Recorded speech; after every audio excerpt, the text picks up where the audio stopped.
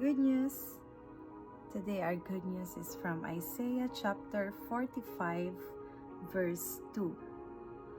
I will go before you and level the exalted places. I will break in pieces the doors of bronze and cut through the bars of iron. Praise be to God. Ako mismo ang maghahanda ng iyong daraanan.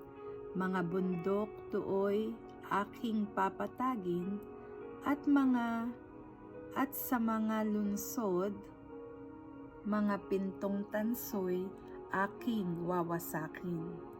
Pati kandadong bakal ay aking tatanggalin. Praise be to God. Just because a door is shut in your life doesn't mean that it is permanent. You may not have seen what you're believing for yet, but that doesn't mean it's not going to happen. A door may have been closed for a long time, and it seems as though it's never going to happen. But God breaks in pieces closed doors, and He can do it in a supernatural way. You don't have to struggle and try to make it happen on your own. You just keep honoring God, being your best, and doors of bronze will open for you.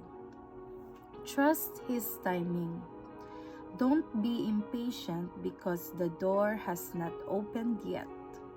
God knows what He is doing.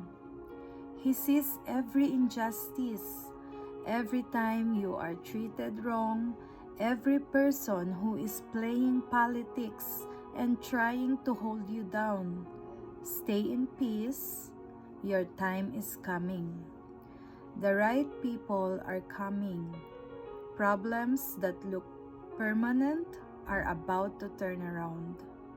You are going to see vindication, promotion, healing, breakthroughs, opportunity, and new levels of your destiny. Closed doors cannot keep you from your purpose. Let's pray. Father, thank you that you are the God who breaks the doors of bronze that have held me back. Thank you for all the great things you have done for me and for all the new breakthroughs you are about to give me. I believe that my time is coming and the doors will open. In Jesus' name, Amen. God bless everyone. Have a blessed Wednesday.